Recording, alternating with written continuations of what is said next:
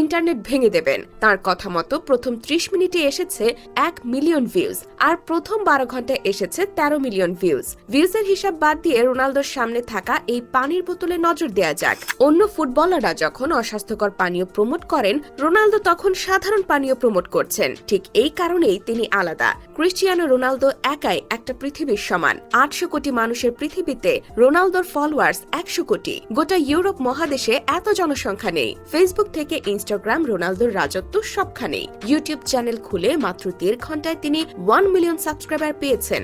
এক সপ্তাহ না যেতেই পেয়ে যান 50 মিলিয়ন সাবস্ক্রাইবার। ইনস্টাগ্রামে তার ফলোয়ার 63 কোটি 90 লাখ, যা বিশ্বে মোট জনসংখ্যার প্রায় 8%। রোনালদো আলাদা একটা ব্র্যান্ড। রোনালদোর জনপ্রিয়তা দেখে খোদ মিস্টার বিস্ট বিস্মিত। রোনালদোর সঙ্গে আলাপকালে মিস্টার বিস্ট বলেছেন, রোনালদো, তুমি যখন ইউটিউব চ্যানেল ওপেন করলে আমি ভেবেছিলাম প্রথম মাসে 20 থেকে 30 মিলিয়ন সাবস্ক্রাইবার হবে, কিন্তু না, তুমি আমাকে অবাক করে দিয়েছো। মিস্টার বিস্ট রোনালদোকে প্রশ্ন করেন, তুমি কি অবাক হওনি এত অল্প সময়ে এত সাবস্ক্রাইবার অতিক্রম করেছে? উত্তরে রোনালদো বলেন, এটা ভালো ছিল, কিন্তু আমি অবাক হইনি। কেনই বা অবাক হবেন? রোনালদো নিজেও জানেন তার জনপ্রিয়তা আকাশ সমান। একবার মাত্র 4 সেকেন্ডে তিনি কোকা-কোলাকে হাজার হাজার কোটি টাকার ক্ষতির মুখে ফেলেছিলেন।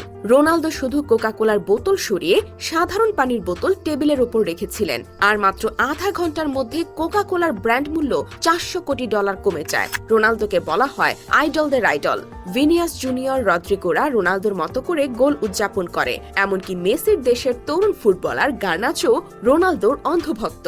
বিরাট কোহলি, এমবাপ্পেরাও রোনালদোকে আইডল মানে। রোনালদোর হেটার্সও অনেক। সমালোচকদের উদ্দেশ্যে রোনালদো বলেন, আপনার ভালোবাসা আমাকে শক্তিশালী করে, আপনার ঘৃণা আমাকে অপ্রতিরোধক করে। রোনালদো ফুটবল জগতের মানুষ হলেও ইউটিউব জগতের মিস্টার বিস্টের সঙ্গে একটা জায়গায় তাদের মিল রয়েছে, তারা দুজনই প্রচুর দান করেন। 2015 সাল নেপালে ঘটে যায় স্মরণকালের সবচেয়ে ভয়াবহ ভূমিকম্প।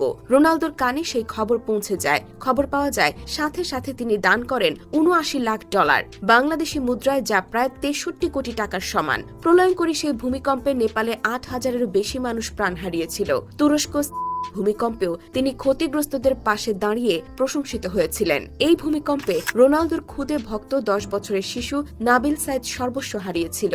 একমাত্র আশ্রয়স্থল বাবাকেও কেড়ে নিয়েছিল ভূমিকম্প। খুদে ভক্তের এমন দুর্দিনে পাশে দাঁড়াতে ভোলেননি রোনালদো। নাবিল সাইদের সঙ্গে দেখা করে তার পড়াশোনার যাবতীয় দায়িত্ব নেন পর্তুগিজ মহাতারকা। মিস্টার বিস্টকেও ইউটিউবিং এর পাশাপাশি এমন মানবিক কাজে দেখা যায়। মিস্টার বিস্ট অর্থাৎ জিমি ডোনাল্ডসন তার আয় করা অর্থ দিয়ে 1000 অন্ধ মানুষের চোখের চিকিৎসার ব্যয় বহন করেছেন। এই মানুষেরা অর্থের অভাবে সার্জারি করতে পারছিলেন না। শুধু চিকিৎসার খরচই নয়, তিনি তাদের অর্থ সহায়তাও করেছেন।